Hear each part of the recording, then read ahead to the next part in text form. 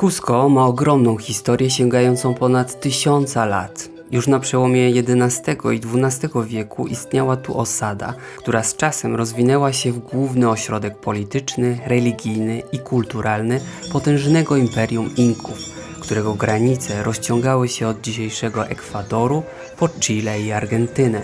Nazwa miasta w języku quechua to Cosco, co tłumaczy się jako pępek świata albo centrum świata. To, co widać dziś w Cusco, to często połączenie dwóch epok. Na dole znajdują się inkaskie fundamenty z ogromnych, idealnie dopasowanych kamieni układanych bez zaprawy, a na nich stoją hiszpańskie kościoły i domy z czasów kolonialnych. Po zdobyciu miasta w XVI wieku Hiszpanie zaczęli wznosić swoje budynki właśnie na tych dawnych murach. Inkaska technika budowy była tak precyzyjna, że kamienie pasowały do siebie niemal idealnie, dzięki czemu mury dobrze znosiły trzęsienia ziemi.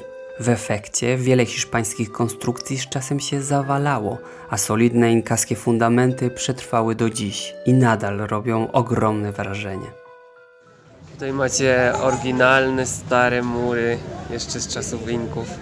I zobaczcie, jak one były wycinane i jak były układane. Do tej pory nikt nie zna tej techniki.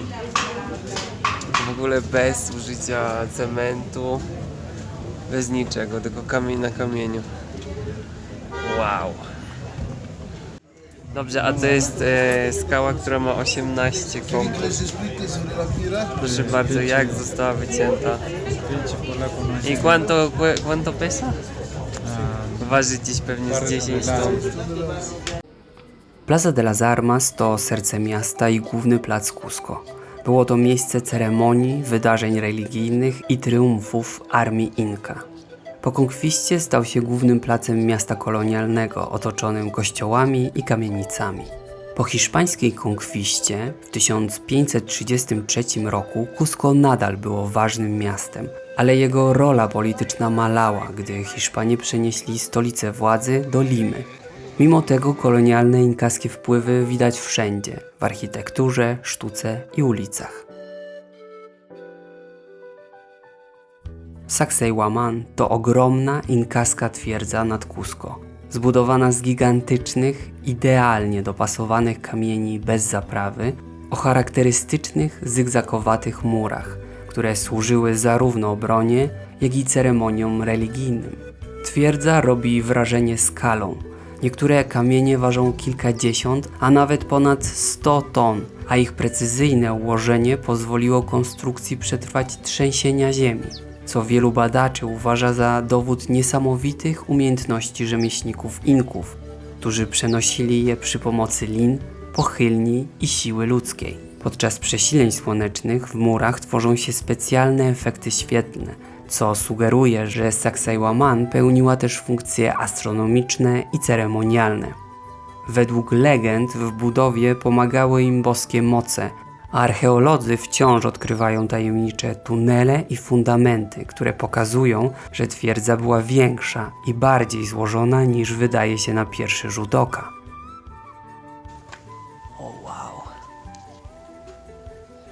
Dziś Sacsayhuaman jest jednym z najważniejszych zabytków Inków.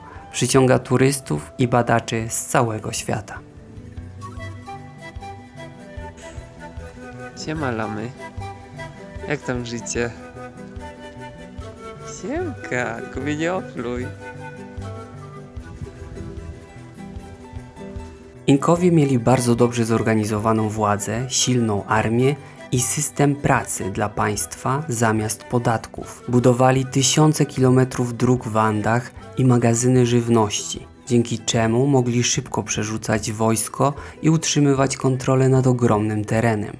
Podbijane ludy często sprytem włączali do swojego systemu, zamiast je niszczyć. Dlatego imperium rosło bardzo szybko i w około 150 lat objęło dużą część zachodniej Ameryki Południowej. W XVI wieku państwo zostało jednak osłabione przez wojnę domową między braćmi, m.in. władcą Atahualpa.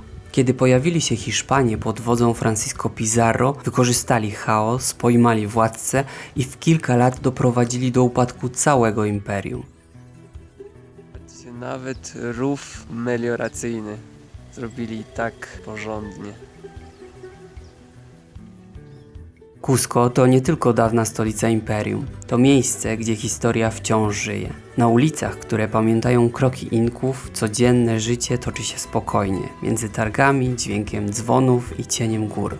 Stąd prowadzą drogi do miejsc takich jak Tambo Machaj, Puka Pucara, Świętej Doliny Inków, czy dalej do legendarnego Machu Picchu. Ale prawdziwa siła Cusco nie tkwi tylko w ruinach. Jest w ludziach, w tradycji i w rytmie życia na wysokości ponad 3000 metrów. Restauracja z widokiem na Cusco? Nie, to zwykła gospoda z jedzeniem za 7 zł.